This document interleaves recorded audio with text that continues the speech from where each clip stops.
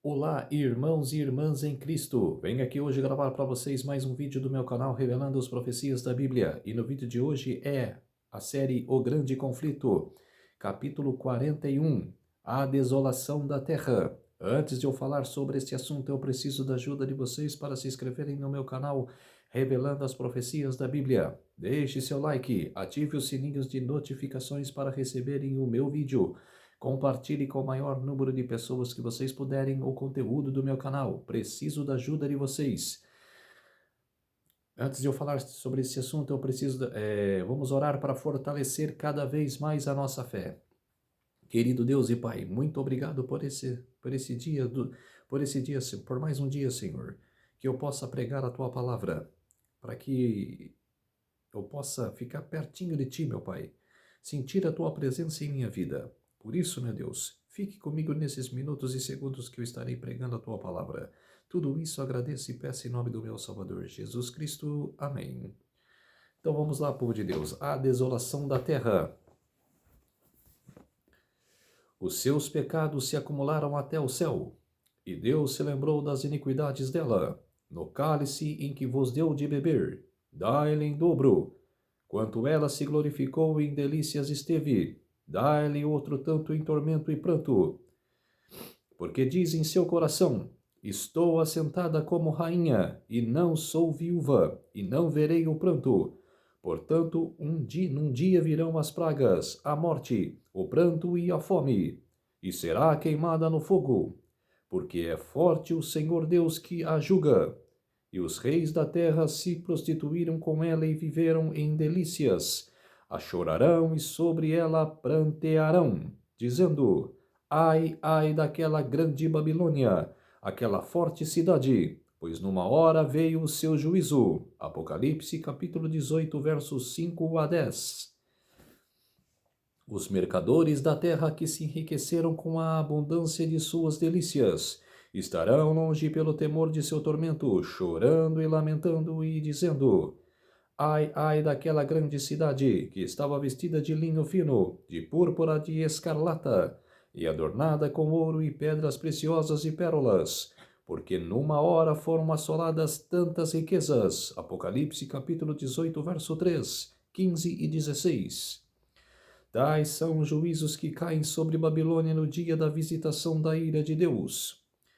Ela encheu a medida de sua iniquidade. Seu tempo chegou. Está madura para a destruição. Quanto à voz de Deus reverter o cativeiro de seu povo, haverá um terrível despertar daqueles que perderam tudo no grande conflito da vida. Enquanto o tempo de graça estava em vigor, estavam eles cegos pelos enganos de Satanás e justificavam sua conduta pecaminosa. Os ricos se orgulhavam de sua superioridade sobre aqueles que eram menos favorecidos, mas haviam eles obtido suas riquezas pela transgressão da lei de Deus. Negligenciaram em alimentar o faminto, vestir o nu, tratar com justiça e amar a misericórdia. Procuraram exaltar-se e obter a homenagem de seus semelhantes. Agora foram despossados de tudo o que os tornou grandes, e são deixados empobrecidos e indefesos. Olham com terror para a destruição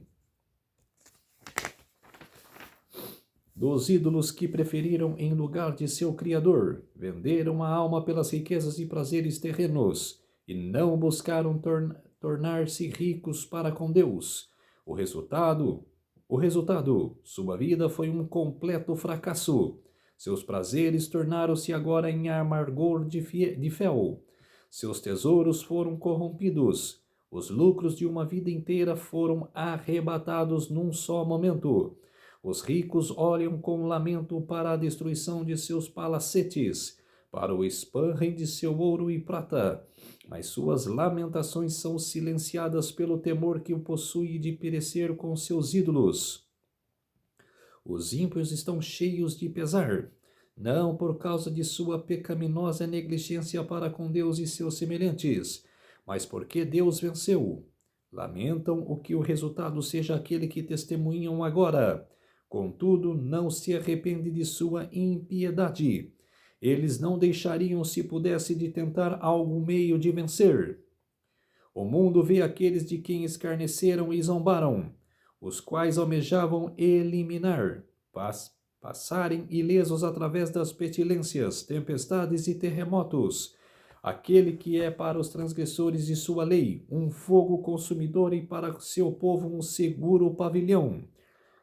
O ministro que sacrificaria a verdade para ganhar o favor dos homens, agora discerne o caráter e a influência de seus ensinamentos.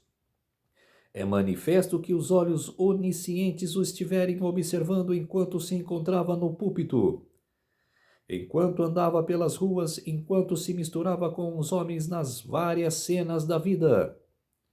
Cada emoção de alma, cada linha escrita, cada palavra pronunciada, cada ato que levava os homens a folgarem num refúgio de falsidade, estiveram a esparramar sementes, e agora nas miseráveis e arruinadas almas que o cercam, contempla a colheita.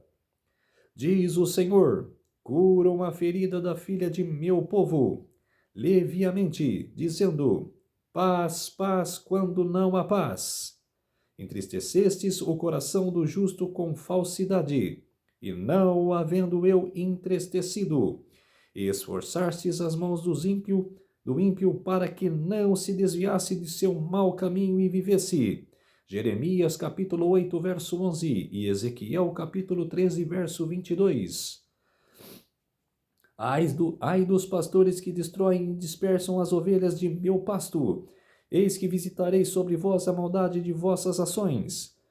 Uivai, pastores, e clamai, e rebolai-vos na cinza, principais do rebanho, porque já se cumpriram os vossos dias para serdes mortos, e não haverá fugida para os pastores, nem salvamento para os principais do rebanho. Jeremias capítulo 23, verso 1 e 2. Capítulo 25, versos 34 e 35. Ministros e povo veem que não mantiveram a devida relação para com Deus. Veem que se rebelaram contra o autor de toda a lei reta e justa. O desprezo dos preceitos divinos deu origem a milhares de fontes de males e discórdia, ódio e iniquidade, até que a terra se tornou um vasto campo de combate, um fosso de corrupção. Essa é a visão que agora surge diante dos que rejeitaram a verdade e preferiram acariciar o erro. Nenhuma linguagem pode exprimir o desejo que o desobediente, o desleal sente por aquilo que perdeu para sempre, a vida eterna. Homens a quem o mundo adorou por seus talentos e eloquência, veem agora estas coisas sobre sua verdadeira luz. Compreendem o que perderam por causa da transgressão e caem aos pés daqueles cuja fidelidade desprezaram e zombaram, confessando que Deus os amou. O povo vê que foi enganado, acusam-se uns aos outros de terem sido lançados na destruição, mas todos se unem em amontar e lançar suas mais amargas condenações sobre os ministros. Pastores infiéis profetizaram coisas aprazíveis. Eles levaram seus ouvintes a invalidar a lei de Deus e a perseguir os que queriam santificar. Agora, em seu desespero, esses ensinadores confessam perante o mundo sua obra de engano. As multidões estão grandemente enfurecidas. Estamos perdidos, clamam. E vós sois os causadores de nossa ruína, e voltam-se contra os falsos pastores. Aqueles mesmos que uma vez muitos admiraram, pronunciarão as mais terríveis maldições sobre eles. As mesmas mãos que antes os coroavam de maldições sobre eles, as mesmas mãos que coroavam de laures, erguer-se-ão para sua destruição. As espadas que deveriam sacrificar o povo de Deus são agora voltadas para o extermínio dos seus inimigos. Por toda a parte há conflito e derramamento de sangue. Chegará o estrondo até a extremidade da terra, porque o Senhor tem contenda com as nações. Entrará em juízo com toda a carne. Aos ímpios entregará a espada. Jeremias capítulo 25, verso 31. por 6.000 anos.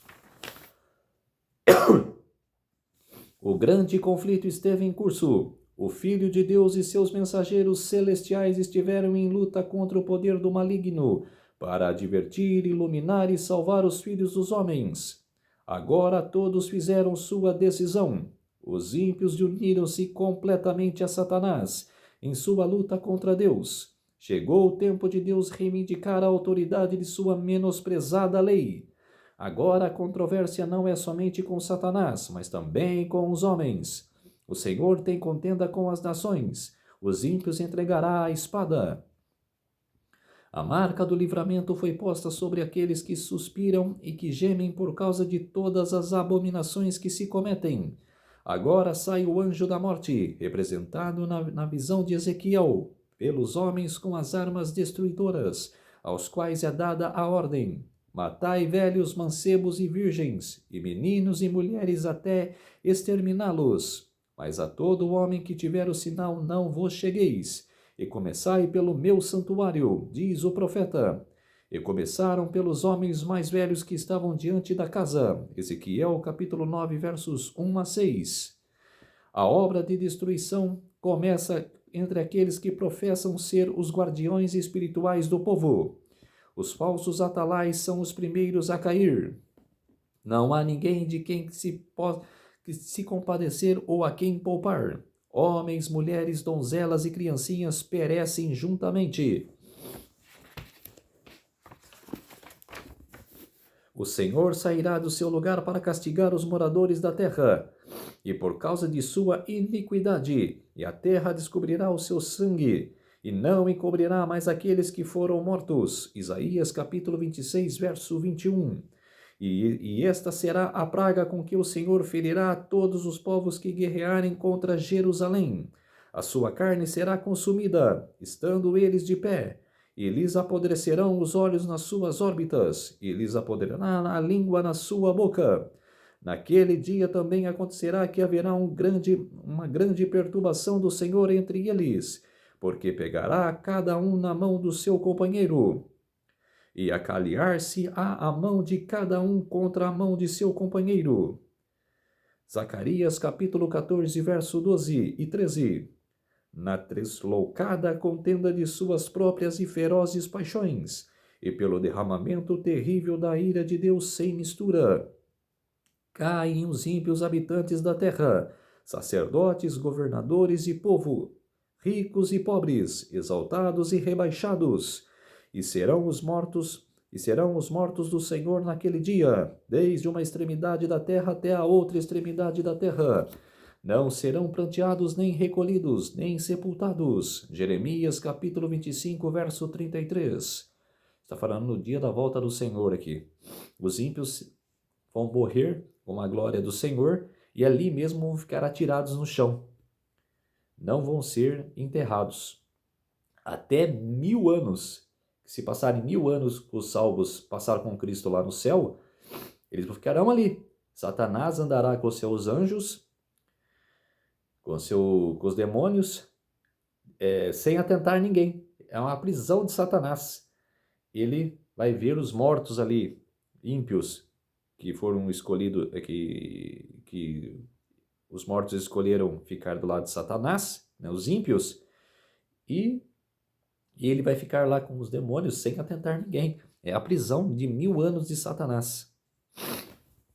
Isso é a prisão. Ele não pode ser preso porque ele é espírito. É a prisão porque ele não pode atentar ninguém. Na vinda de Cristo, os ímpios são eliminados da face de toda a terra, consumidos pelo espírito de sua boca e destruídos pelo resplendor de sua glória. Cristo conduz seu povo para a cidade de Deus, e a terra é esvaziada de seus moradores. Eis que o Senhor esvazia a terra e a desola, e transtorna a sua superfície e dispersa os seus moradores.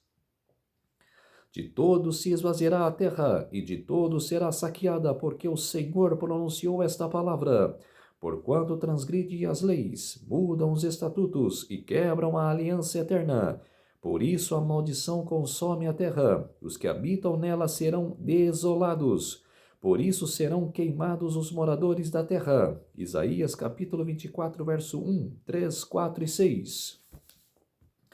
A terra toda parece um deserto desolado, as ruínas das cidades e vilas destruídas pelo terremoto, as árvores descarregadas, as ásperas pedras arrojadas pelo mar ou lançadas da própria terra espalham-se pela sua superfície, enquanto vastas cavernas indicam o lugar em que as montanhas foram separadas de seus fundamentos. Ocorre o evento pronunciado na última e solene cerimônia do dia da expiação, quando o ministério no lugar santíssimo era concluído e os pecados de Israel removidos do santuário em virtude do sangue da oferta pelo pecado.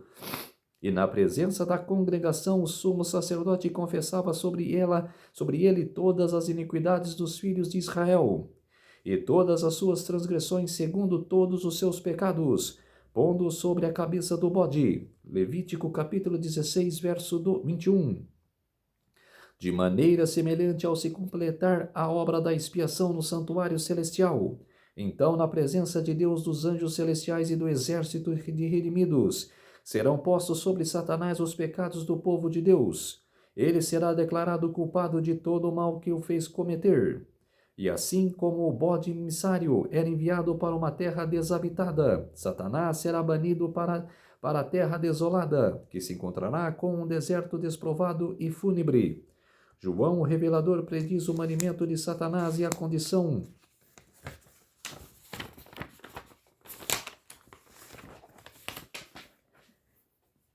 de caos e desolação a qual a terra deve ser reduzida. E declara que tal condição existirá por 1000 anos, todos de apresentar as cenas da sua segunda vinda do Senhor e a destruição dos ímpios. Continua a profecia. Vi descer do céu um anjo que tinha a chave do abismo e uma grande cadeia na sua mão. Ele prendeu o dragão e a antiga serpente, que é o diabo e Satanás, e amarrou por 1000 anos, e lançou no abismo, e ali o encerrou, e pôs sobre ele, para que não mais engane as nações, até que os 1000 anos se acabem, e depois importa que seja solto por um pouco de tempo. É que ele vai ser solto, né? Vai acabar os 1000 anos e vai pegar aquela geração desde Caim, que era o primeiro pecador, o primeiro assassino, até os tempos futuros de agora. Quer dizer, esses moradores, essas pessoas, é que nem a areia do mar, que a Bíblia diz. Quer dizer, muitas, de Caim até agora, olha só, 6.000 anos da terra, muita gente. Que é a expressão abismo. Aí quer dizer, eles vai atentar essas pessoas para atacar a Nova Jerusalém, mas não conseguirão, serão destruídos. Que a expressão abismo representa a terra em estado de confusão e escuridão é evidente de outras passagens. Com respeito à condição da terra, no princípio, o registro bíblico diz que era sem forma e vazia, e havia trevas sobre a face do abismo. Gênesis capítulo 1, verso 2. A profecia ensina que ela voltará, pelo menos em parte, a essa condição. Olhando avante para o grande dia de Deus, declara o profeta Jeremias: observei a terra, e eis que estava assolada e vazia, e os céus não tinham a sua luz. Observei os montes, e eis que estavam tremendo, e todos os outreiros estremeciam. Observei e vi que o homem nenhum havia, e que todas as aves do céu tinham fugido. Vi também que a terra fértil era um deserto, e que todas as suas cidades estavam derribadas. Jeremias capítulo 4, versos 23 a 26. Aqui deverá ser o lar de Satanás com seus anjos maus por 1000 anos.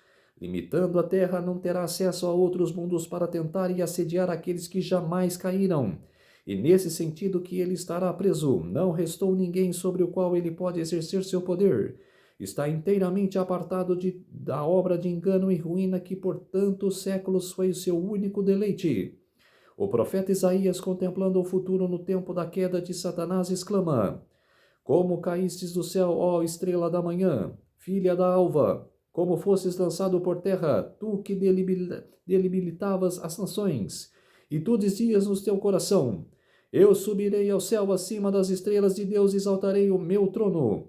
Serei semelhante ao Altíssimo, e contudo levado serás ao inferno ou mais profundo do abismo. Os que te virem, que te contemplaram, considerar-se-te-ão e dirão: é este o varão que fazia estremecer a terra e que fazia tremer os reinos? Que punha o mundo como um deserto e assolava as suas cidades? Que aos seus cativos não deixava ir aos soltos para as suas casas? Tudo perguntas aqui. Isaías capítulo 14, versos 12 a 17.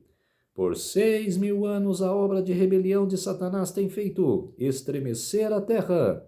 E ele tornou o mundo como um deserto, e destruiu as suas cidades, e aos seus cativeiros não deixava ir soltos. Por 6.000 anos sua cadeia recebeu o povo de Deus, e ele os manteria cativos para sempre. Mas Cristo quebrou os seus laços e libertou os prisioneiros.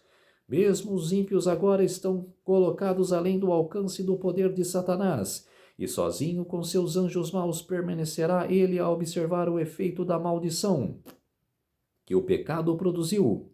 Todos os reis das nações, sim, todos eles, jazem com honra, cada um no seu túmulo. Mas tu és lançados fora da tua sepultura, como um renovo bastardo. Com eles não te reunirás na sepultura, porque destruístes a tua terra e matastes o teu povo. Isaías capítulo 14, versos 18 a 20. Por 1.000 anos, Satanás vagueará de um lugar para outro na terra desolada para contemplar os resultados de sua rebelião contra a lei de Deus. Durante esse tempo, seus sofrimentos serão intensos. Desde sua queda, uma vida de incessante atividade baniu a reflexão.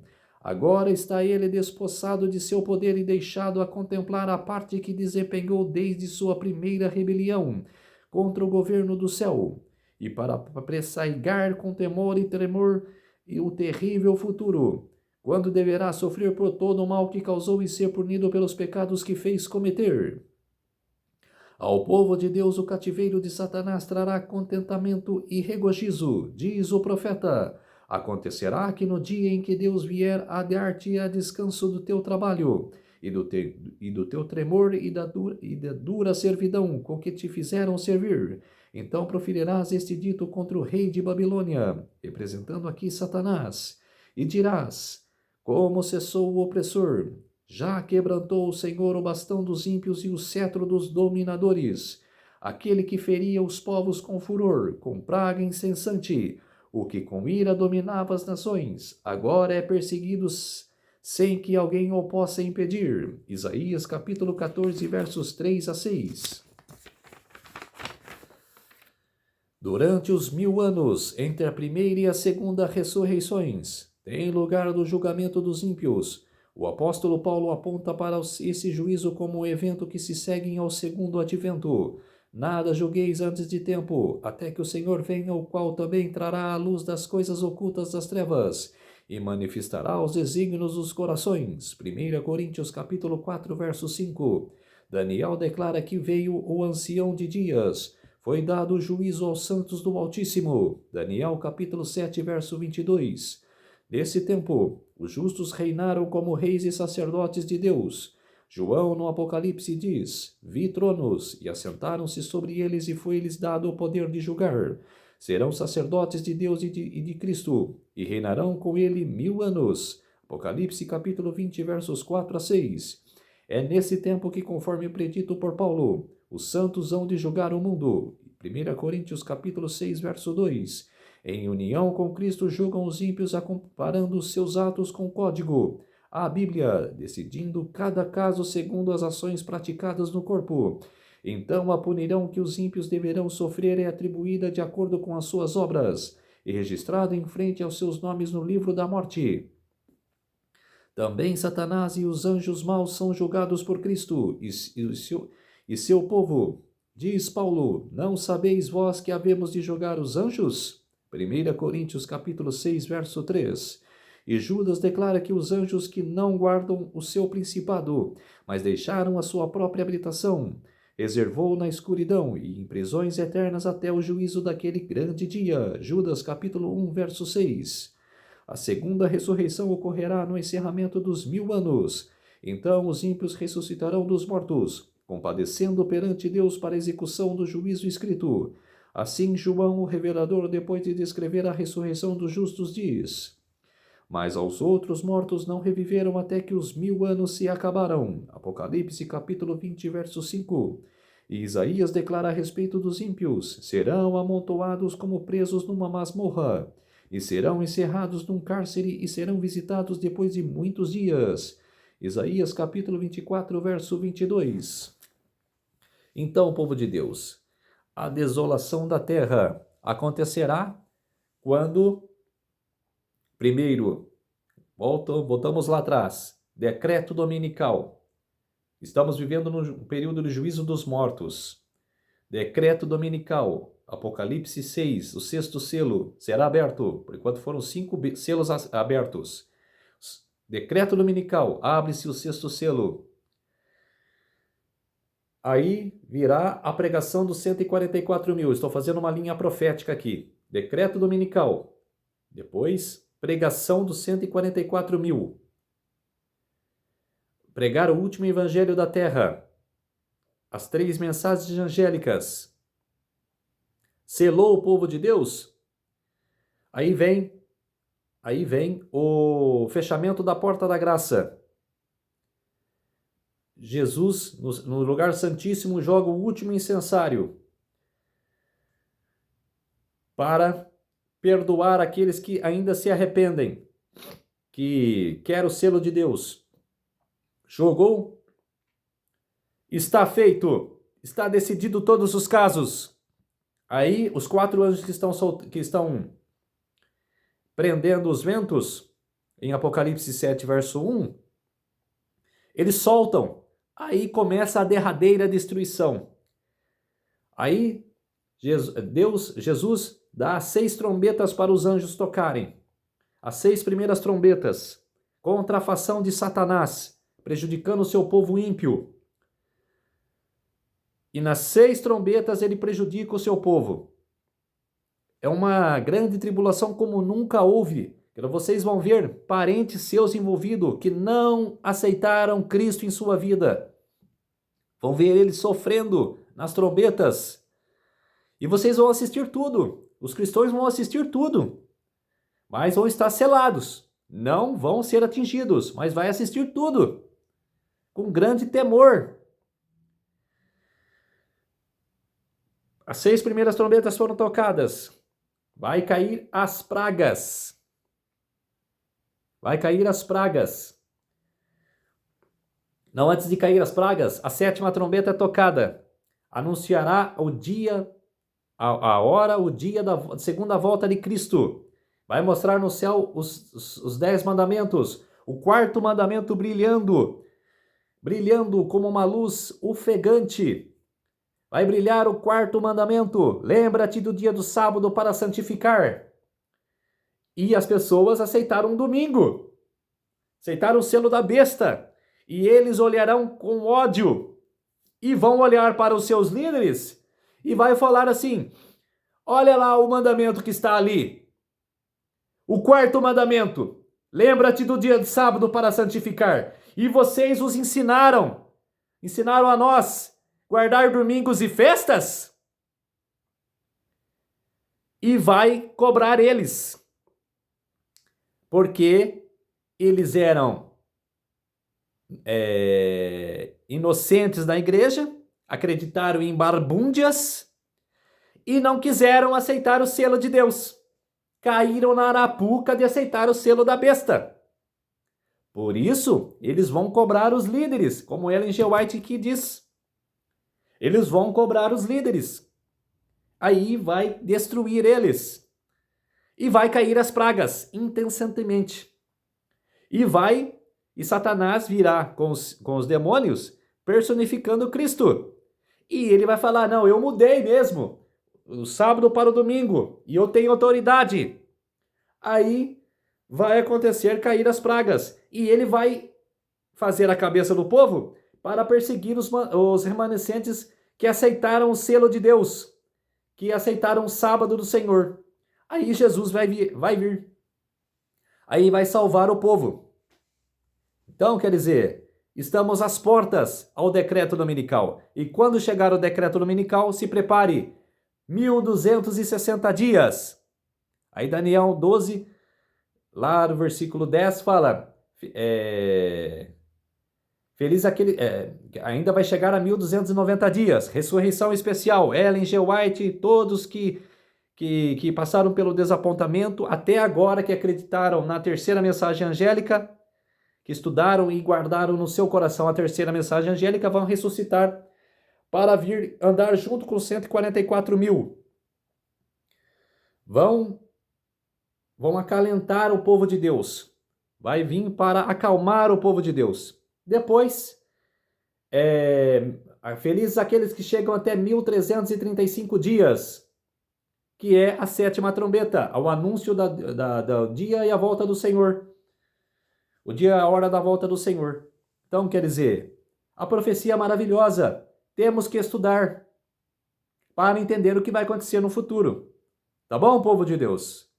Vamos orar para fortalecer a nossa fé. Querido Deus e Pai, muito obrigado por esses minutos e segundos que o Senhor esteve comigo. Fez-se de mim o seu servo para apresentar essas verdades proféticas. Por isso, meu Deus, muito obrigado. Tudo isso agradeço e peço em nome do meu Salvador Jesus Cristo. Amém. Então, povo de Deus, se inscrevam no meu canal Revelando as Profecias da Bíblia, deixe seu like, ative os sininhos de notificações para receberem o meu vídeo, compartilhe com o maior número de pessoas que vocês puderem o conteúdo do meu canal. Preciso da ajuda de vocês. Uma ótima semana a todos e até o próximo vídeo. Tchau!